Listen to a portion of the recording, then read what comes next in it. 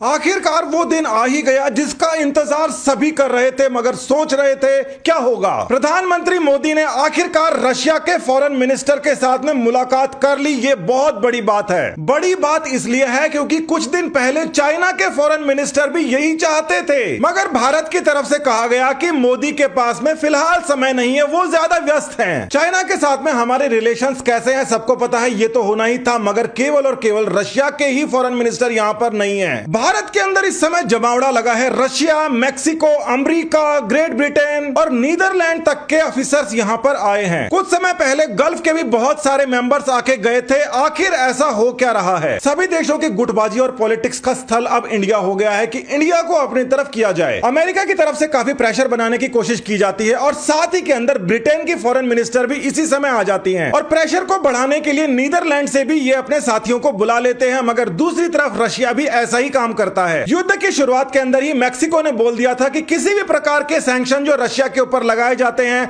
वो उसका साथ नहीं देगा। एक समय ऐसा आया था जब ये सैंक्शंस इंडिया के ऊपर भी लगे थे और यही वेस्टर्न कंट्रीज सैंक्शन लगाने में आई थी, इसीलिए इनको कुछ जवाब मिल रहे हैं। रशिया का स्टैंड इसलिए भी इंडिया के लिए बहुत ज्यादा जरूरी है क्योंकि कश्मीर के ऊपर केवल रशिया ही सीधे तौर पर बोलता है कि ये भारत का इंटरनल मैटर है। ऐसा अगर ये वेस्टर्न कंट्रीज बोलती तो बात अलग थी, मगर ये तो केवल अपना फायदा देखती हैं, जैसा कि अब जाकर इंडिया भी देखने लगा है। अभी का जो कॉन्फ्लिक्ट है वो तो वेस्ट और रशिया के बीच में है, मगर इंडिया के अलावा कई सारी गल्फ कंट्रीज भी इस पॉलिटिक्स के अंदर नहीं पड़ने की बात कर रही हैं। ये बात भी यहां पर समझने वाली है कि चाइना का जो राइज हुआ है उसके अंदर वेस्टर्न कंट्रीज का हाथ है और वो रशिया के खिलाफ ही हुआ है। यानी कि यही जो कंट्रीज हैं वेस्ट की, वो चाइना को बहुत ज्यादा प्रमोट कर रही थी इसलिए ताकि रशिया के ऊपर काबू पाया जा सके। और वेस्टर्न कंट्रीज की यह स्थिति किसी से छुपी नहीं है कि फिलहाल चाइना का अल्टरनेटिव इंडिया को बनाया जा रहा है, मगर इंडिया उन गलतियों को करने के लिए बिल्कुल तैयार नहीं है जो चाइना भी कर चुका है और वेस्ट भी कर चुका है, जिसके ऊपर अब उनको जाकर पछतावा होगा। युद्ध का जो सारा खेल है वो आकर इस समय डेमोक्रेसी के ऊपर आकर अटक गया है और जब तक इंडिया जो विश्व की सबसे बड़ी डेमोक्रेसी है वो खुलकर रूस के सामने अगर खड़ी नहीं होती तो सारे प्रोपेगेंडा वेस्ट के फेल हो जाते हैं। रशिया के फॉरेन मिनिस्टर की विजिट बहुत ज्यादा महत्वपूर्ण इसलिए भी है क्योंकि यहां पर रूपी रूबल सिस्टम के बारे में चर्चा होगी। कई जगह से ये इंफॉर्मेशन भी फैलाई जा रही है कि रशिया ये चाहता है कि रूपी रूबल की जगह युवान रूबल के अंदर ट्रेड हो, जबकि ये जानकारी बिल्कुल गलत है। कहां से आई उसका पता नहीं। ये बात हो जरूर सकती है कि रशिया के ऊपर दबाव हो क्योंकि चाइना उसको खुलकर सपोर्ट कर रहा है, इसलिए उसके बारे में यहां बात करे, मगर इस बात को पूरी तरीके से नकार दिया जाएगा। ये बात रशिया भी जानता है। अब दो चीजें जो रशिया ने यहां पर कही हैं उसके बारे में पूरे विश्व भर में चर्चा होगी और यह भी साबित हो जाएगा कि चाइना से ज्यादा इंपॉर्टेंट रोल इस समय इंडिया का है रशिया के लिए। पहली स्टेटमेंट जो बहुत ही बड़ी है वो कहा गया है कि भारत जो चाहे रशिया से वो खरीद सकता है और इसके अंदर space technology, missile technology, fighter jets बनाने की टेक्नोलॉजी सब शामिल हैं। भारत भी ये चाहता है कि इतना अच्छा अवसर है क्योंकि कुछ भी हो जाए अमेरिका की तरफ से ये सारी वेपन डिफेंस टेक्नोलॉजीज कभी इंडिया के पास नहीं आने वाली, केवल हथियार मिल सकते हैं। ये जो वेपन्स यहां पर हैं ये भी बहुत ही बड़ा इशू है क्योंकि यूएस और रशिया अलग अलग प्रकार से इनको डील करते हैं। अमेरिका से वेपन्स लेने में सबसे बड़ी समस्या ये आती है कि अमेरिका उसमें क्लॉज डालता है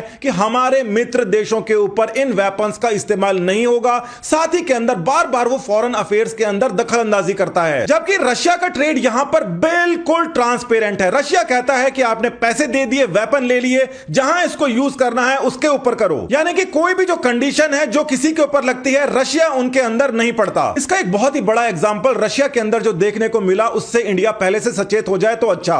रशिया के अंदर जितनी अमेरिकन कंपनीज थी उन्होंने अपना माल तो वहां बेच दिया, पैसे ले लिए, मगर अचानक से उसकी सर्विस बंद कर दी। यानी यूएस से कुछ भी चीज लेना, चाहे वो ट्रेड हो या कोई भी सामान हो, उसके साथ में हमेशा कंडीशन अप्लाई आती हैं, इसका ध्यान रहे। और वेपन्स के मामले में सबसे बड़ा एग्जांपल सऊदी अरेबिया तो है ही, जहां पर यमन को लेकर अमेरिका ने विड्रॉ किया, मगर पाकिस्तान उससे भी ज्यादा बड़ा एग्जांपल है। इमरान खान को पता है कि पाकिस्तान की जनता उनसे खिलाफ हो सकती है, मगर फिर भी उन्होंने आखिरकार यह सही स्टेटमेंट दिया कि इंडिया अपने इंडिपेंडेंट पॉलिसी रख रहा है और अमेरिका के साथ में टाई अप करने से क्या होता है यह उनको अच्छी तरीके से पता है। अमेरिका की सब चीजें अच्छी हैं, वेपन्स अच्छे हैं, टेक्नोलॉजी अच्छी है, प्रोडक्ट्स अच्छे हैं, मगर उनकी जो फॉरेन पॉलिसी है वो दूसरे देशों के लिए उतनी अच्छी नहीं है। इमरान खान जब से रशिया गए हैं उसके बाद में उनके वहां पर पॉलिटिकल अनस्टेबिलिटी आ गई। उनको लगता है कि यूएस इसी वजह से इमरान को हटाना चाहता है, मगर यह बात भी बिल्कुल सही है कि रशिया के साथ में भारत की जो इंडिपेंडेंट पॉलिसी है वो पाकिस्तान नहीं कर सकता। इंडिपेंडेंट पॉलिसीज के लिए आपको आत्मनिर्भर बनना पड़ता है। सबसे पहले इंडिया ने आत्मनिर्भर प्रोजेक्ट शुरू किया, पाकिस्तान बहुत पीछे है। अंग्रेजों की फॉरेन मिनिस्टर जब भारत आकर बोलती है कि रशिया का डिस्काउंटेड ऑयल ना लो, तो भारत की तरफ से जवाब मिलता है कि हमारे खिलाफ ये जो कैंपेन आपने चला रखी है, पहले तो आप इसको बंद कर दो। और दूसरी बात सुनो, भारत ने कहा कि देखो 2-3 महीने आप रुक जाओ और उसके बाद के अंदर दोबारा से देखना कौन ज्यादा तेल इंपोर्ट करता है।